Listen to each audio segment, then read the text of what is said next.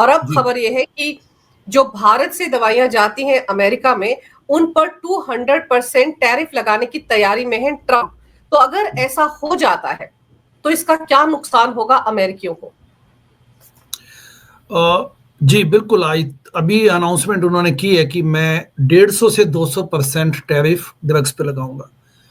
पहले मैं यहाँ पे क्लियर कर दूं कि जो अभी भी इंडिया पे 50% टैरिफ ट्रंप महोदय ने अनाउंस किए हैं, जो कि बड़ी अनफॉर्चुनेट सिचुएशन है, लेकिन उसमें भी जो दवाइयां हैं वो एग्जम्प्ट थी अभी तक।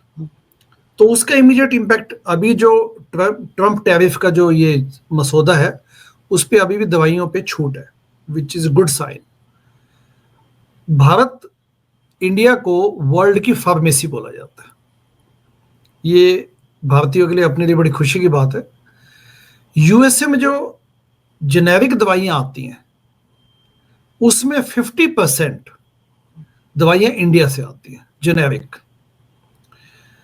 और अगर 90% यूएसए में जितनी भी दवाइयां आती हैं, जेनेरिक दवाइयां आती हैं, 90% वो इंडिया और चाइना से मिलके आती हैं, और काफी दवाइयां यूरोपियन यूनियन कंट्रीज से भी आती हैं।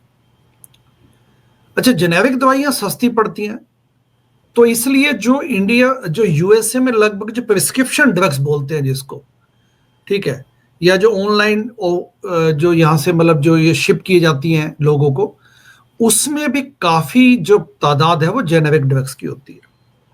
अब जैसे आप एक एग्जांपल लीजिए कि जो एपीआई बोलते हैं उसको फार्मा लैंग्वेज में बोलते हैं एक्टिव फार्मास्यूटिकल इंग्रेडिएंट, एपीआई। जैसे बेनाड्रिल है तो बेनाड्रिल एक ब्रांड नेम है, जो दवाई अपन पीते हैं बेनाड्रिल खांसी जुकाम में, बट उसका जो एक्टिव सब्सटेंस है जिसको एपीआई बोला जाता है वो है डाइफेनहाइड्रामेन, या टाइलिनॉल बोलिए, पैरासीटामोल के नाम से बिकता है इंडिया में। टाइलिनॉल को बोलेंगे तो एसिटामाइनोफेन एपीआई है। तो ये सब इंडिया से बन के जाते हैं और नेचुरली वहां पे उसको टाइलिनॉल के नाम से बेचते हैं या बेनाड्रिल के नाम से बेचते हैं, बट एपीआई यहां से इंडिया से जाता है। तो आप ये देखिए कि 2024 में भी इंडिया ने लगभग $13 बिलियन का आयात यूएसए ने किया, यानी कि इंडिया ने एक्सपोर्ट किया।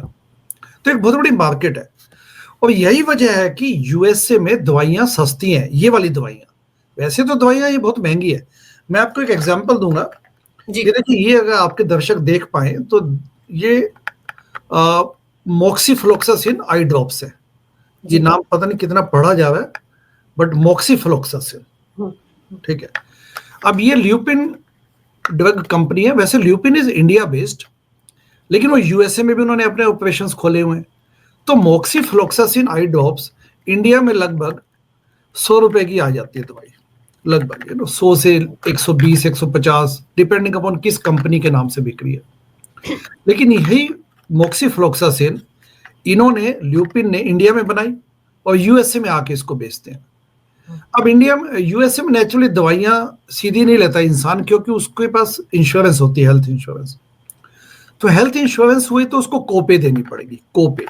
अब कोपे में लगभग आइए $35 से $40, या डिपेंडिंग अपॉन कि आपकी इंश्योरेंस कैसी है, हेल्थ इंश्योरेंस किस कंपनी के, क्या आपके उसकी मतलब शर्तें हैं, उसके बेसिस पे लगभग तब भी $35 से $100 तक इसके देने पड़ सकते हैं।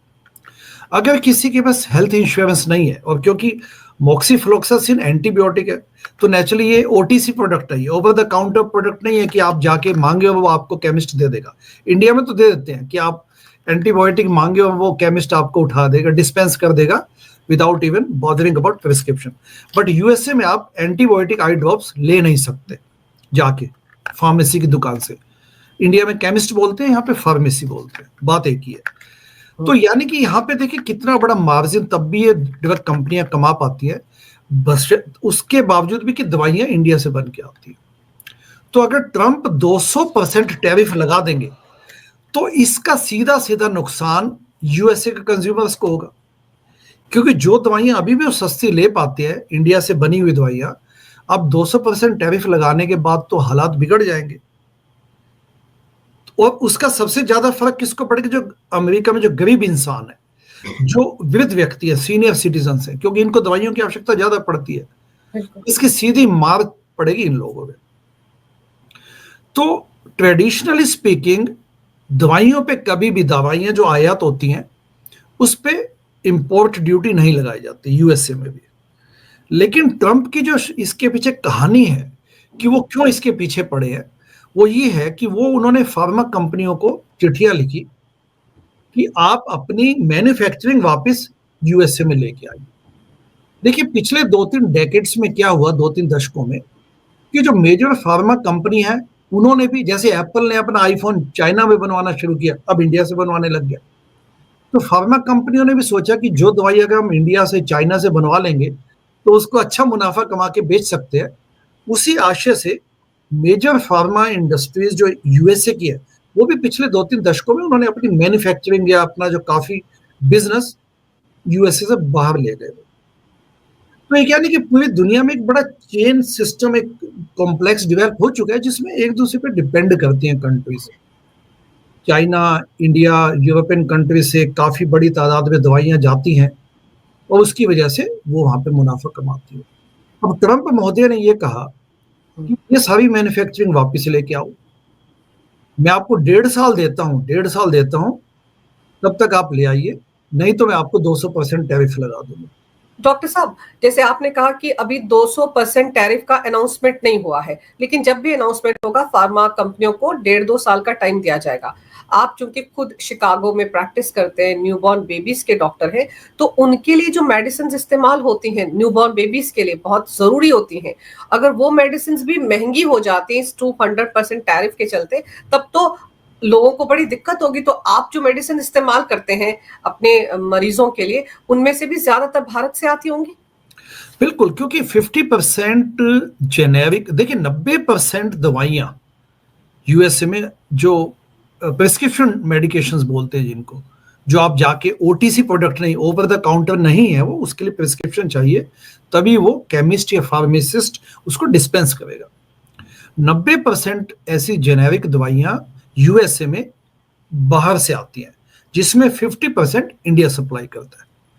इंडिया को जेनेरिक ड्रग्स की फार्मेसी ऑफ द वर्ल्ड बोला जाता है, इतना बड़ी तादाद में। ऑफ कोर्स चाइना भी है उसमें। तो जब ये दवाइयां, इसके वैसे तो दवाइयां इन जनरल यूएसए में काफी महंगी है, जैसे मैंने एग्जांपल दिया कि मोक्सीफ्लोक्सासिन या आई ड्रॉप्स है, and this is prescription medication क्योंकि एंटीबायोटिक है। तो ये दवाइयां इंडिया में लगभग 100 रुपए की मिलेगी, 100 से 150 रुपए की। वही आई ड्रॉप्स यूएसए में 35 से $150 तक की मिलेगी, डिपेंडिंग अपॉन। तो दवाइयां यहाँ पहले से ही महंगी है। उसके बाद अगर टैरिफ लगा दिया जाता है तो आप ये सोचिए कि इतनी महंगी हो जाएंगी दवाइयां कि जिसकी आप मतलब आप समझ सकते हैं कितना उसकी जो चोट है उसकी मार सबसे ज्यादा गरीब आदमी को पड़ेगी, प्लस सीनियर सिटीजन्स को पड़ेगी। और जैसे पहले से ही 50% टैरिफ भारत से आने वाले प्रोडक्ट्स पर लगाया हुआ है, और आप तो शिकागो में खुद प्रैक्टिस करते हैं, खुद डॉक्टर हैं, तो आपने देखा कि क्या बदलाव हो रहा है? फिलहाल जो चीजें खरीदी जाती है भारत से आने वाली, आम अमेरिकी खरीद रहा है, उसमें तो इन्फ्लेशन आ गया होगा ना अब तक?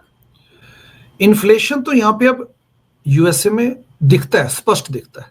खाने पीने के लिए आप सामान लें, आप किसी फूड आउटलेट पे खाना खाने जाते हैं तो आपको स्पष्ट यहाँ पे जो चीज पहले $7-8 की मिल जाती थी वो अब $14-15 की मिलती है। तो डबल, लगभग 70 to 100% यहाँ पे कीमतें बढ़ चुकी हैं, एंड वो दिखता है यहाँ पे।